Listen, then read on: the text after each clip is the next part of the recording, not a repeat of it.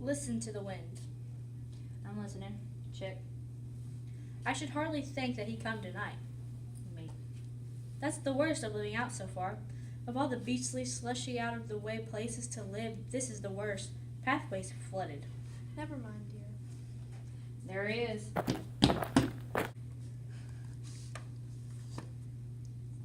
Sergeant Major Morris. He shook hands and sat by the fire. He began to talk to the family about wars and plagues and strange peoples. 21 years of it. When he went away, he was young and small. Now look at him. You don't look to have taken much harm. I'd like to go to India myself, just to look around a bit. You know, better where you are. I should like to see those old temples. What was that you were telling me the other day about a monkey's paw? Nothing worth hearing. Monkey's paw. Well, just a bit of what you might call magic, perhaps. He began fumbling around in his pocket and pulled something out. It's just an ordinary little monkey's paw, dried to mummy.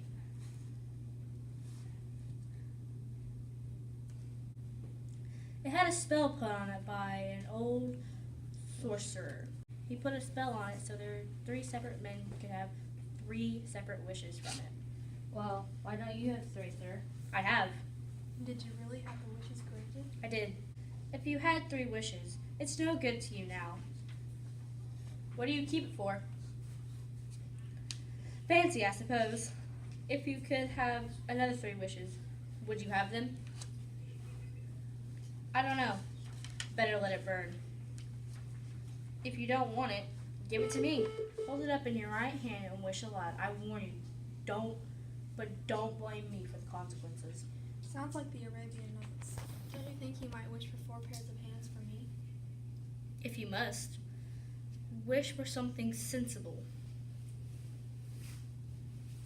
Mr. White dropped it back into his pocket and placed some chairs, motioned his friends to the table and the business of supper. If the tale about the monkey's paw is not more truthful than those Did you give him anything for it? A trifle.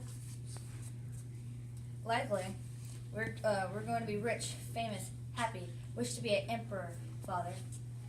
To begin with, then you can be intact. I don't know what to wish for, and that's a fact. It seems to me I've got all I want. If you only cleared the house, you'd be quite happy, wouldn't you? Well, wish for 200 pounds. Then that'll just do it. I wish for 200 pounds. A fine crack from the piano greeted the words, interrupted by a shuddering cry from the old man.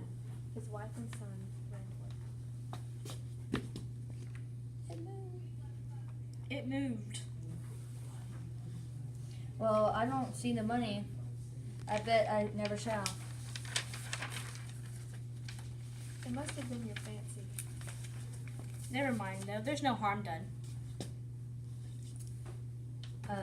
I expect you to find cash tied up in a big bag in the middle of your bed.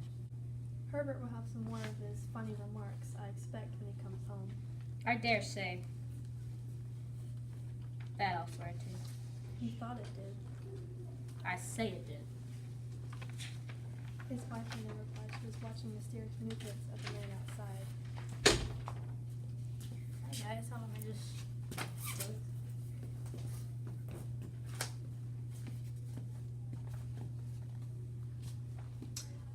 I was asked. I was asked to call. I come from Malls and Megan's. There. Sit down and don't jump to conclusions. You've not brought bad news, I'm sure of it. I'm sorry, Is he hurt? badly hurt, but he's in no pain. But he's not in any pain. Oh, thank God. Thank God for that. She broke off suddenly and there was a long silence. He's caught in the machinery. Caught in the machinery. They very much me to their sensory sympathy with you and your great loss. I beg that you understand I am only their servant and merely obeying orders. How much? 200 pounds.